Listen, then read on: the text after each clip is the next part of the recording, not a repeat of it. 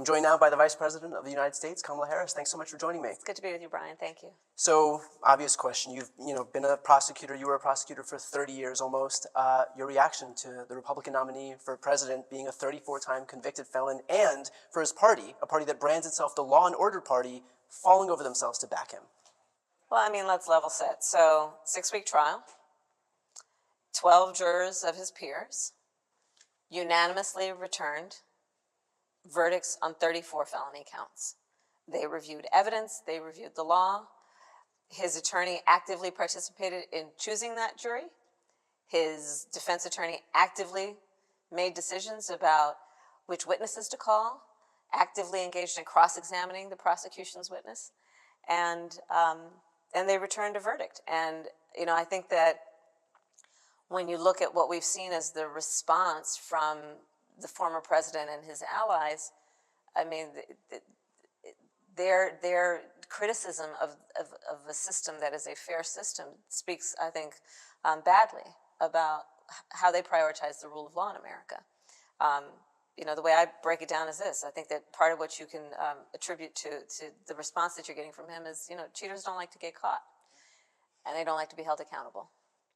Now, switching gears a little bit, Byron Donalds came out recently and kind of perplexingly expressed a kind of nostalgia for the Jim Crow era, notwithstanding the fact that Byron Donalds himself is black, notwithstanding the fact that he's in an interracial marriage. Can you speak on this eagerness to embrace racism that's pervaded the GOP, especially among the unlikeliest of figures? I mean, when I look at just what's happening coming out of elected officials from Florida, let's just start there. Yeah. Book bans. Now, the idea in 2024, we have book bans, which are focused on, for example, LGBTQ characters and authors, which are focusing on an attempt to erase, if not rewrite, America's history writ large, especially on the issue of race, the origins of slavery, the impact of slavery. And now to have someone, perpetuate that kind of approach, which is essentially, again, to attempt to erase or rewrite America's history. It is, I think, inexcusable at the highest level. Donald Trump, too. I mean, this is going all the way up to the top of that party. Donald Trump himself has basically predicated his black outreach by associating people of color with criminality. Do you think that that's going to be an effective approach as we head toward November? Absolutely not. And it's insulting. Moving over to the issue of Dobbs, of abortion, June 24th is going to mark the 2-year anniversary of Dobbs. Republicans just this past week blocked a vote in the Senate to guarantee access to contraception, with only Murkowski and Collins crossing over. Can you speak about, I guess, as clearly and definitively as you can, what it would mean for contraception if Trump and Republicans took over? I think that when you look at the blueprint for this, there are a couple things you can understand in terms of who's to blame and what's happening. You can look at the former Trump's presidency, right? The former President Trump's presidency, and when he was presented with the notion of a national ban, said that he would support it and sign it if it came to his desk when he was president. He hand-selected 3 members of the United States Supreme Court with the intention they would undo the protections of Roe v. Wade. It's bragged about that. And they did as he intended, and he has since bragged about how proud he is of what he did. I also would point to the decision that court rendered undoing the protections of Roe, taking basic freedoms from the American people. Clarence Thomas, a member of the United States Supreme Court, said the quiet part out loud in that decision, which is that contraception was very much on the table, not to mention Obergefell. So, regardless of one's gender, this issue of the taking of a fundamental freedom, the freedom to make decisions about one's own body, impacts everyone. And just sit back and think about it again. The notion that in our lifetime, just in the last 2 years, a basic freedom, literally about house and home, about the freedom to make decisions about your own body has been taken. If that's taken, I would suggest everything is on the table. And for that reason, everyone should be concerned and vigilant about fighting to protect freedoms. See the stakes at hand and at play in this election in 2024. Because believe you me, if Donald Trump is president again and a national abortion ban hits his desk, odds on favorite, he signs it. And for all of our friends in California and New York and all these other states that have protected this freedom, don't get too comfortable. Right. A nationwide ban on abortion is a nationwide ban. A nationwide ban on abortion is a nationwide ban on abortion. And contraception, again, Clarence Thomas said that contraception would be... there was just a vote in the United States Senate where Republicans, to your point, in the United States Senate voted to not protect the right to contraception. Right. It's outrageous. It's outrageous. And it should concern all of us. They're basically broadcasting what they're going to do. It's on us to believe them at this point. You know, Donald Trump specifically kind of enjoys perplexingly this branding as a moderate on this issue. Can you speak about just how conservatively he would rule on the issue of abortion if he became president? Well, you know, there's a saying from Maya Angelou who famously said, when people tell you who they are the first time, you better listen. Yeah. He's told us who he is. Yeah. So let's not fall for the okie doke. Let's not get distracted. Let's not get gaslighted on this. Like, let's just not. I want to talk about a very tragic story out of Mississippi. There was a 12-year-old girl who was raped. She became pregnant.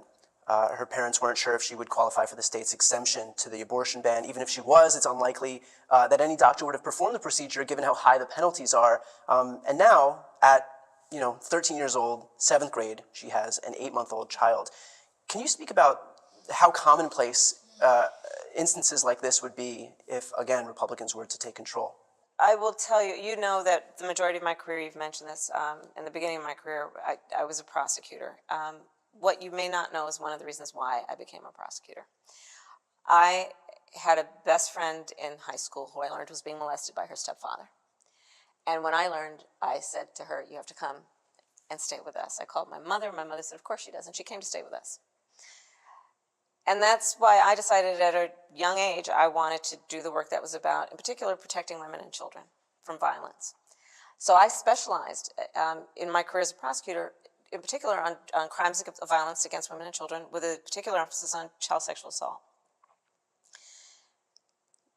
The notion that any so-called leader would tell someone who experienced a crime of violence to their body, a violation of their body, that they have no right to make a decision about what happens to their body next.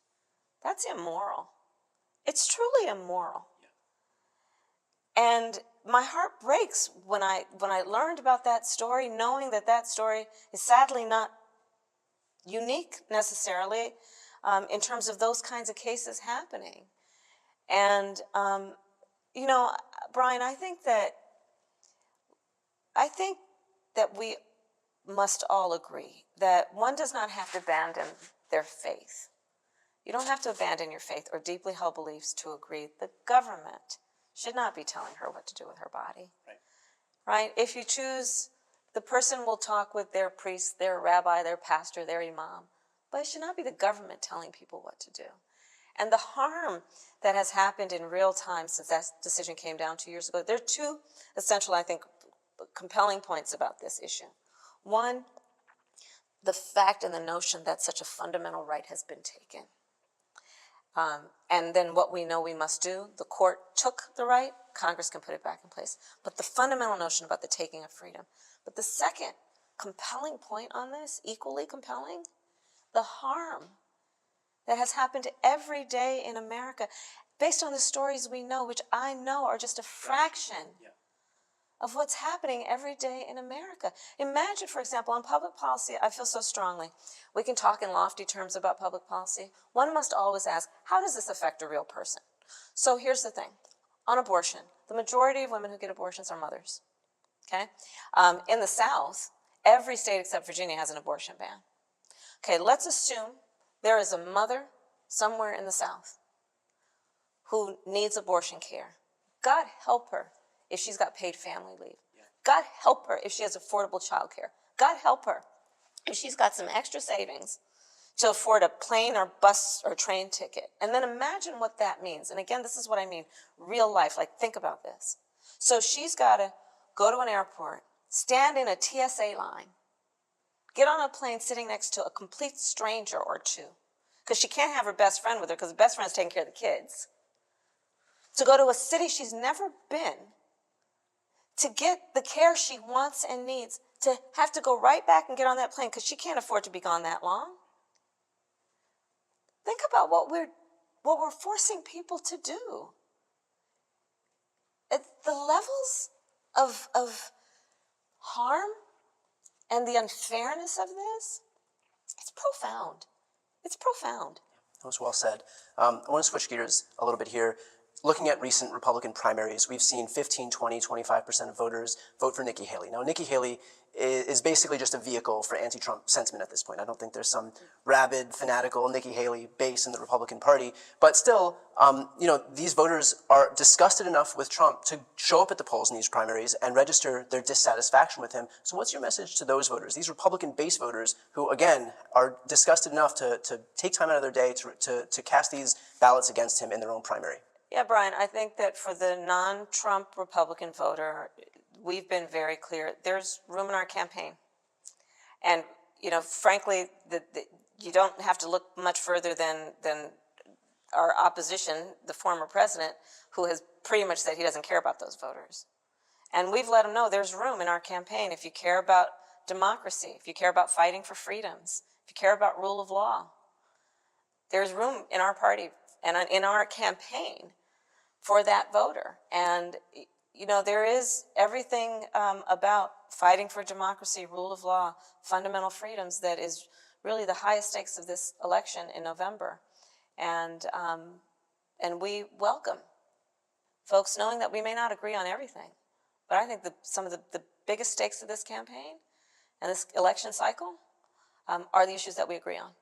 Let's finish off with this. The flip side of that is young voters, progressive voters, who may feel unhappy about the way that things have progressed in Israel and Gaza, with inflation, with housing, whatever the issue is, who want to show up and kind of cast a vote to punish the Biden-Harris administration. What's your message to those people? I mean, listen, I think, I did a college tour last fall, focused on college-aged folks. So it was universities, colleges, but also trade schools. And one of the reasons I did it is because I wanted to make sure that I would be out in the country where young voters are, listening to them.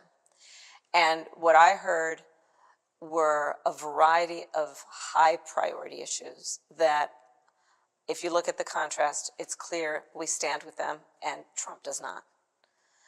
For example, I'd ask every group of young people, these young leaders, did you ever have to have an active shooter drill between kindergarten and 12th grade? Almost every hand went up. Well, we support universal background checks. We support an assault weapons ban. We support red flag laws. We have stood up to the gun lobby. Not so much the other guy. In fact, he basically on this issue says, get over it, okay? Yeah. I'm paraphrasing. You look at it on the issue of the climate crisis. He made, it's reported, a promise to a bunch of potential donors. In exchange for $1 billion, he'll basically give credits to the big oil companies, right? And tap back against what we've been doing, which is putting in place rules that prioritize addressing the climate crisis. What we've done in terms of $1 trillion that we're going to have hit the streets of America over the course of the next 10 years to deal with climate adaptation and resilience, building a clean energy economy. These are the issues that young voters care about during the height of their reproductive years. The highest court just took a constitutional right. We're the ones fighting to get it back. The other guy is proud of what he did to take that right. And I could go on down the list. So there are certainly some other issues that we need to deal with. I mean, part of the second term agenda starting now is again, what we've got to do in getting under control of the housing price, and both in terms of affordability to be able to buy a house and rent. We got to get more work done in terms of what we can do around dealing with access to capital. That's work we've been doing, helping people have a leg up and be able to start, a family, start thinking about buying a home and not worrying about debt. That's one of the reasons we dealt with student loan debt against great opposition from the other side. So there are a lot of issues, and we got to get in front of them. And but I hear the frustration and to the examples that you are offering in terms of, for example, what's happening in the Middle East. I hear that, and I know and agree. We have called for this war to end. We have called for a ceasefire. and get the hostages out, get aid in. So I understand where folks are coming from, really do. We'll leave it there. Vice President Harris, thank you so much for taking the time. Thank you, Brian. Thank you.